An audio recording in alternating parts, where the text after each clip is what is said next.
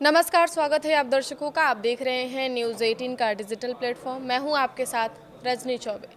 केंद्रीय कर्मचारियों और पेंशनर्स के बीच लंबे समय से एक ही चर्चा हो रही है और वो है 8वां वेतन आयोग। जी हाँ, हर किसी के मन में एक ही सवाल है कि कब सैलरी बढ़ेगी या कब से नई पेंशन मिलेगी। सोशल मीडिया पर इसे लेकर कई तरह के दावे भी लोग कर रहे हैं। किसी का कहना है कि जनवरी में बढ़ी हुई सैलरी मिलेगी, तो किसी का कहना है कि महंगाई भत्ता भी बंद हो सकता है। ऐसे में हर कर्मचारी और पेंशनर्स की टेंशन को दूर करने के लिए हम आपको 10 बड़े अहम अपडेट्स के बारे में बताएंगे।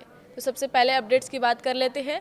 8वां वेतन आयोग को सरकार ने मंजूरी दे दी है, लेकिन आयोग अपनी रिपोर्ट्स देने में लगभग 18 महीने का समय लेगा। इसका मतलब है कि जनवरी 2026 में बढ़ी हुई सैलरी तुरंत नहीं मिलेगी, लेकिन रिपोर्ट आने के बाद ही ये लागू होगी।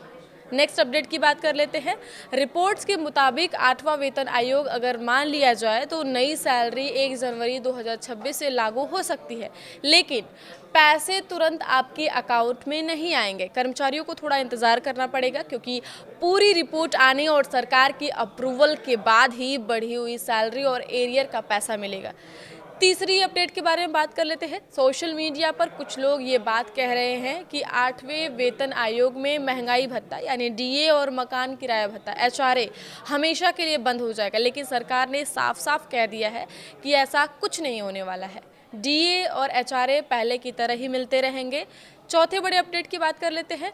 कई लोग सोशल मीडिया पर यह भी शेयर कर रहे हैं कि 8वें वेतन आयोग में महंगाई भत्ता डीए को बेसिक सैलरी में मिला दिया जाएगा, लेकिन सरकार ने बिल्कुल साफ तौर पे ये कह दिया है कि ऐसा कोई प्लान नहीं है, कोई प्रपोजल भी नहीं बना है। महंगाई भत्ता डीए और पेंशनरों का महंगाई राहत डीआर पहले की तरह ही हर 6 महीने में बढ़ता रहेगा। इसमें कोई कटौती या बदलाव नहीं होगा। ये हर 6 महीने में रिवाइज होंगे। नेक्स्ट अपडेट की बात कर लेते हैं। अगर 8वां वेतन आयोग लागू होता है तो पूरे देश के लगभग 50 लाख केंद्रीय कर्मचारियों और 65 लाख पेंशनरों की सैलरी पेंशन दोनों में अच्छी बढ़ोतरी होगी। नेक्स्ट अपडेट, फिटमेंट फैक्टर वो नंबर है जिससे पुरानी बेसिक सैलरी को गुणा करके नई सैलरी निकाली जाती है। 7वें वेतन आयोग में ये 2.57 था। अब खबरें आ रही हैं कि 8वें वेतन आयोग में फिटमेंट फैक्टर 2.86 या इससे भी ज़्यादा हो सकता है। अगर ऐसा हुआ तो कर्मचारियों की बेसिक सैलरी में ज़बरदस्त उछाल आएगा और कुल तनख्वाह है वो काफ़ी मोटी रकम मिलेगी, मोटी रकम हो जाएगी। नेक्स्ट अपडेट, 8वें वेतन आयोग से सैलरी पेंशन कितनी बढ़ेगी, इस पर सरकार ने अभी कोई ऑफिशियल नंबर नहीं बताया है, लेकिन पुराने ट्रेंड देखें तो ज़्यादातर कर्मचारियों की तनख्वाह और पेंशन में 30% से 34% तक का इजाफा हो सकता है।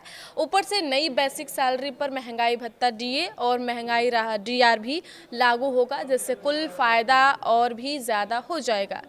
नेक्स्ट अपडेट, महंगाई भत्ता डीए और महंगाई राहत डीआर का फॉर्मूला बहुत सिंपल है। ये दोनों एआईसीपीआई आईडब्ल्यू इंडेक्स के हिसाब से हर 6 महीने में अपडेट होते हैं।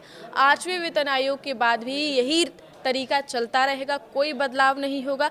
सबसे अच्छी बात यह है कि डीए और डीआर की दरें हमेशा बराबर रखी जाती हैं, इसलिए जितना फ़ायदा कर्मचारियों को मिलता है उतना ही पूरा फ़ायदा पेंशनरों को भी मिलता है।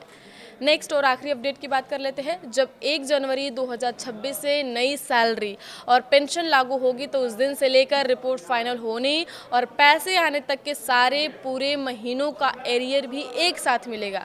मतलब कर्मचारियों और पेंशनरों के खाते में एक बार में मोटी रकम आएगी। आगे की खबरों के लिए आप देखते रहिए न्यूज़ 18 का डिजिटल प्लेटफॉर्म। धन्यवाद।